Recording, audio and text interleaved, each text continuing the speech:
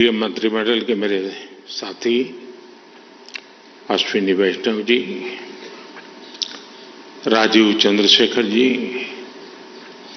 जीपे के outgoing chair Japan के minister Hiroshi Yoshida जी, member countries के अन्य मिनिस्टर्स, अन्य महानुभाव,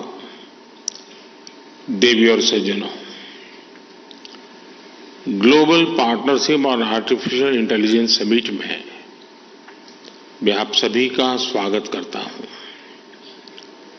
मुझे खुशी है कि अगले साल भारत इस समिट की अध्यक्षता करने जा रहा है। ये समिट एक ऐसे समय हो रही है जब एआई को लेकर पूरी दुनिया में बहुत बड़ी डिबेट छिड़ी हुई है। इस डिबेट से पॉजिटिव और नेगेटिव हर प्रकार के एस्पेक्ट्स सामने आ रहे हैं। इसलिए इस समिट से जुड़े प्रत्येक देश पर बहुत बड़ा दायित्व है। बीते दिनों में मुझे अनेक पॉलिटिकल एंड इंडस्ट्री लीडर से मिलने का अवसर मिला है। मैंने उनसे मुलाकात में भी इस समिट की चर्चा की है। एआई के प्रभाव से वर्तमान और आने वाली पीढ़ियां कोई भी छूटी नहीं है। हमें बहुत सतर्कता के साथ, बहुत सावधानी के साथ आगे बढ़ना है। और इसलिए मैं समझता हूं इस समिट से निकले विचार,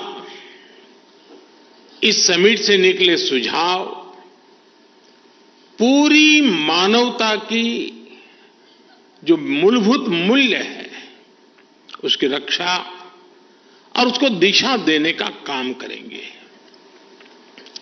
फ्रेंड्स, आज भारत एआई टैलेंट और एआई से जुड़े न्यू आइडियाज का सबसे प्रमुख प्लेयर है। भारत के युवा tech experts, researchers AI limits को एक्सप्लोर कर रहे हैं। भारत में हम एक बहुत ही जोश से भरी हुई एआई इनोवेशन स्पिरिट देख रहे हैं। यहां आने से पहले मुझे एआई एक्सपो में जाने का अवसर मिला। आर्टिफिशियल इंटेलिजेंस कैसे जीवन बदल सकती है, ये हम इस एक्सपो में देख सकते हैं। युवा एआई इनिशिएटिव के तहत चुने गए युवाओं के आइडियाज को देखकर मुझे ज्यादा खुशी होना बहुत स्वाभाविक भी था। ये युवा टेक्नोलॉजी के द्वारा सामाजिक बदलाव लाने का प्रयास कर रहे हैं। भारत में एआई से जुड़े सॉल्यूशंस की चर्चा तो अब गांव-गांव तक पहुंच रही है। हाल ही में हमने एग्रीकल्चर में एआई चैटबॉट को लॉन्च किया। इससे किसानों को अपने एप्लीकेशन स्टेटस, पेमेंट डिटेल्स और गवर्नमेंट स्कीम्स से जुड़े अपडेट्स जानने में मदद मिलेगी। हम एआई की मदद से भारत में अपने हेल्थ सेक्टर को भी पूरी तरह से ट्रांसफॉर्म करने की दिशा में काम कर रहे हैं। सस्टेनेबल डेवलपमेंट गोल्स को हासिल करने में भी एआई अहम भूमिका निभा सकती है। फ्रेंड्स, भारत में हमारा विकास मंत्र है सबका साथ, सबका विकास। हमने एआई फॉर ऑल की भावना से प्रेरित होकर सरकार की नीतियां और प्रोग्राम तैयार किए हैं। हमारा प्रयास है कि हम सोशल डेवलपमेंट और इंक्लूसिव ग्रोथ के लिए एआई की क्षमताओं का पूरा फायदा उठा सकें। भारत एआई के रिस्पॉन्सिबल और एथिकल यूज के लिए भी पूरी तरह कमिटेड है। हमने national programme on artificial intelligence शुरू किया है। हम भारत में एआई मिशन भी लॉन्च करने जा रहे हैं। इस मिशन का लक्ष्य भारत में एआई कंप्यूट पावर की पर्याप्त क्षमता स्थापित करना है। इससे भारत के स्टार्टअप्स और इनोवेटर्स को और बेहतर सुविधाएं मिलेगी। इस मिशन के तहत एग्रीकल्चर, हेल्थ केयर, एजुकेशन जैसे सेक्टर्स में एआई एप्लीकेशंस को प्रमोट किया जाएगा।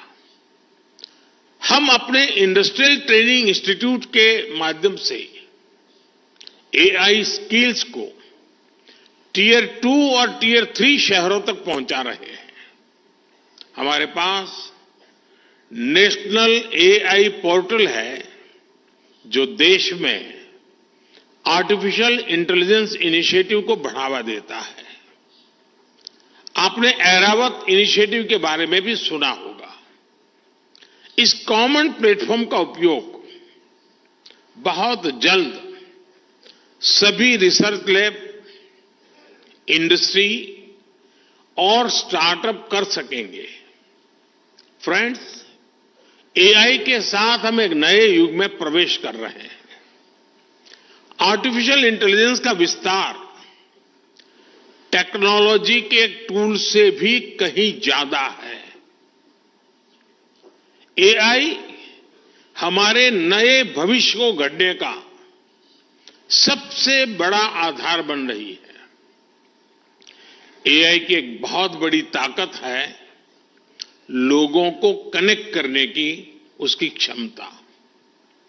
एआई के सही इस्तेमाल से सिर्फ देश की आर्थिक प्रगति ही सुनिश्चित नहीं होती, बल्कि ये समानता और सामाजिक न्याय को भी पक्का करता है। इसलिए एआई को अपने भविष्य के लिए अलग प्रकार के एआई की भी जरूरत पड़ेगी। यानी एआई को ऑल इंक्लूसिव बनाना पड़ेगा, ऑल आइडियाज को अपनाना पड़ेगा। एआई की डेवलपमेंट जर्नी जितनी ज्यादा इंक्लूसिव होगी, उसके परिणाम भी उतने ही ज्यादा इंक्लूसिव आएंगे। हमने देखा है कि पिछली शताब्दी में टेक्नोलॉजी तक अनइक्वल एक्सेस की वजह से समाज में मौजूद असमानताएं और बढ़ गई थी। अब इस तरह की गलती से हमें पूरी मानवता को बचाना है। हम जानते हैं कि टेक्नोलॉजी के साथ जब डेमोक्रेटिक वैल्यूज जुड़ जाती हैं तो वो इंक्लूजन की दिशा में मल्टीप्लायर के तौर पर काम करती है। इसलिए आर्टिफिशियल इंटेलिजेंस के भविष्य की दिशा भी ह्यूमन वैल्यूज पर, डेमोक्रेटिक वैल्यूज पर पूरी तरह निर्भर करेगी। आर्टिफिशियल इंटेलिजेंस हमारी एफिशिएंसी को बढ़ाने में मदद कर सकता है, लेकिन ये हम पर है कि हम इमोशंस की भी जगह बनाए रखें।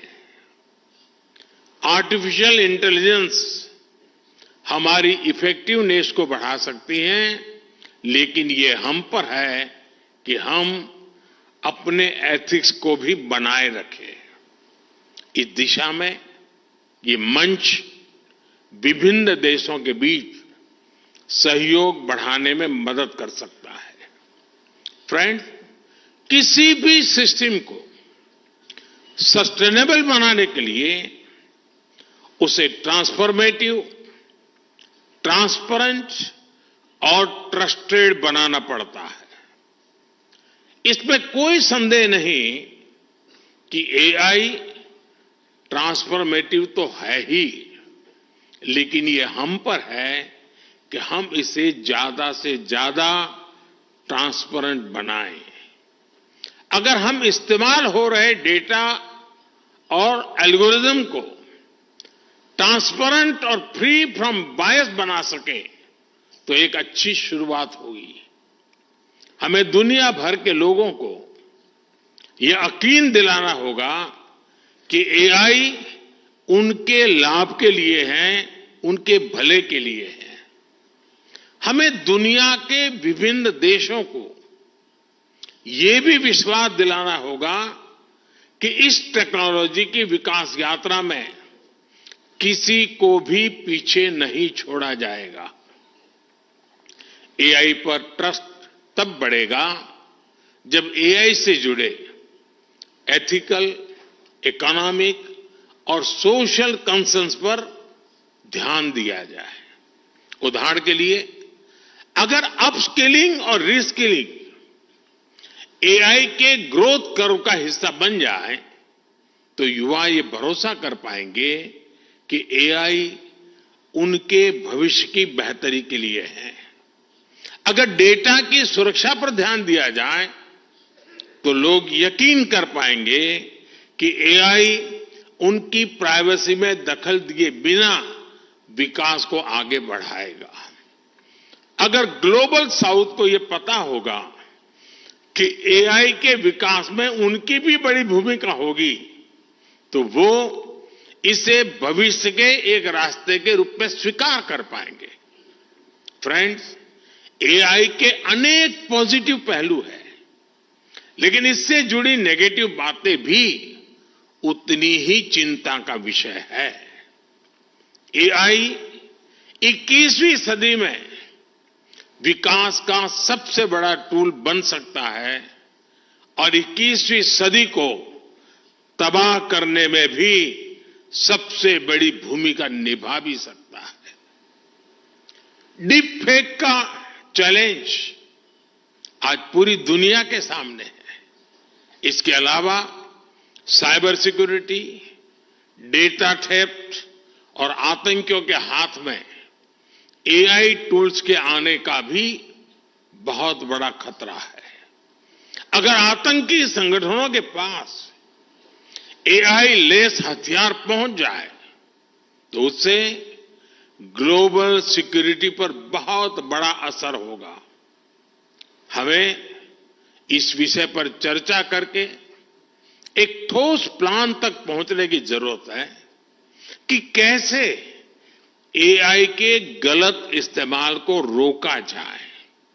इसलिए ही G20 प्रेसिडेंसी के दौरान हमने responsible, human centric AI governance का फ्रेमवर्क तैयार करने का प्रस्ताव रखा था।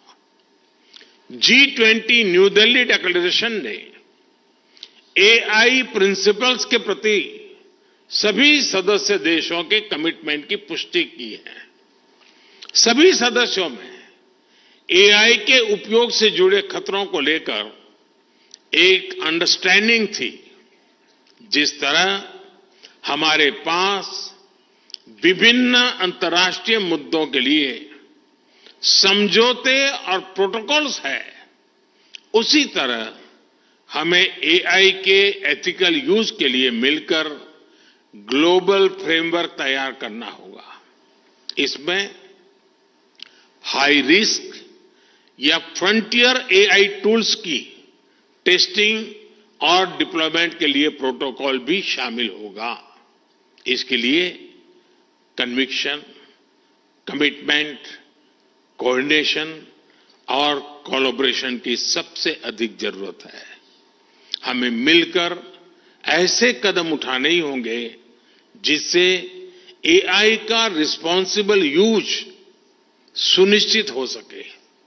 आज इस समिट के माध्यम से भारत पूरे वैश्विक जगत का आह्वान करता है कि इस दिशा में हमें अब एक पल भी गंवाना नहीं है।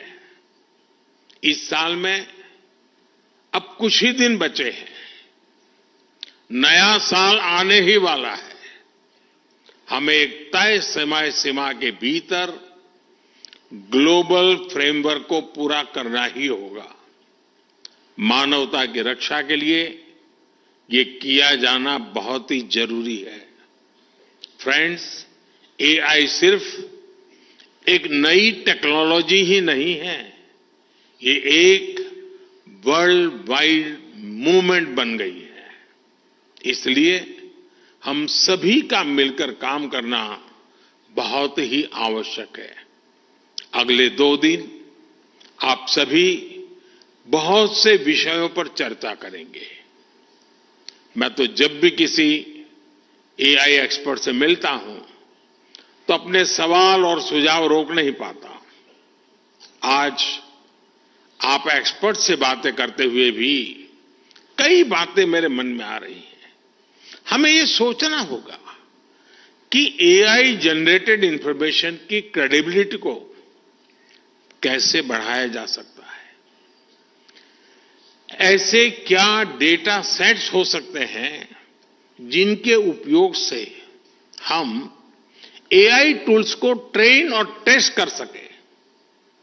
किसी एआई टूल को मार्केट में रिलीज करने से पहले कितना टेस्ट करना चाहिए, इस पर भी जरूर सोचना चाहिए।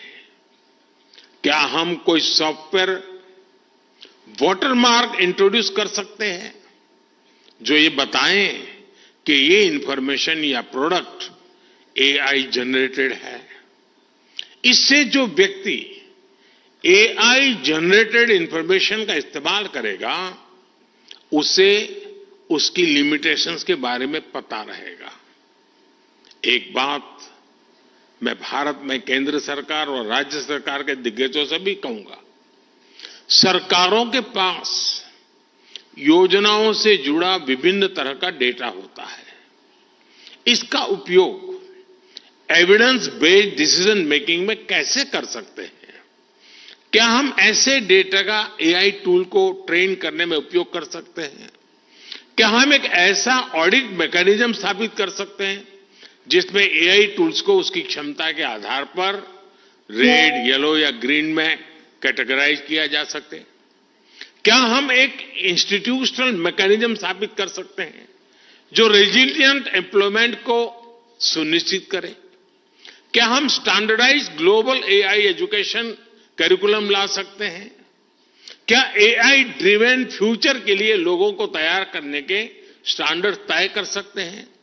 ऐसे अनेक सवालों पर सरकार से जुड़े लोग और आप सभी एक्सपर्ट्स जरूर विचार करें। फ्रेंड्स, आप जानते हैं कि भारत में सैकड़ों भाषाएं बोली जाती हैं, हजारों बोलियां हैं। डिजिटल इंक्लूजन को बढ़ाने के लिए एआई की मदद से स्थानीय भाषा में डिजिटल सर्विसेज कैसे उपलब्ध कराई जा सकती हैं, इस बारे में भी सोचें। जो भाषा अब नहीं बोली जाती उसे एआई की मदद से कैसे रिवाइव किया जा सकता है, इस पर भी काम करें। संस्कृत भाषा का नॉलेज बेस और लिटरेचर बहुत समृद्ध है, उसे एआई की मदद से कैसे आगे बढ़ाया जा सकता है, इस पर भी सोचें। एआई की मदद से वैदिक मैथमेटिक्स के मिसिंग वॉल्यूम्स को क्या फिर से जोड़ा जा सकता है, इस बारे में भी प्रयास किया जाना चाहिए। फ्रेंड्स, मुझे विश्वास है कि ये समिट आइडियाज एक्सचेंज करने का बेहतरीन अवसर उपलब्ध कराएगी। मैं चाहता हूं कि इस समिट में शामिल होने वाले हर डेलीगेट के लिए एक ग्रेट लर्निंग एक्सपीरियंस साबित हो। अगले 2 दिनों तक आप एआई के विभिन्न पहलू पर गहनता से विचार विमर्श करेंगे। मुझे आशा है कि हमारे पास स्पेसिफिक आउटकम्स होंगे। इन पर अमल करके हम एक रिस्पॉन्सिबल और सस्टेनेबल फ्यूचर के निर्माण का रास्ता जरूर सशक्त करेंगे। आप सभी को मेरी बहुत बहुत शुभकामनाएं हैं। बहुत बहुत धन्यवाद। नमस्कार।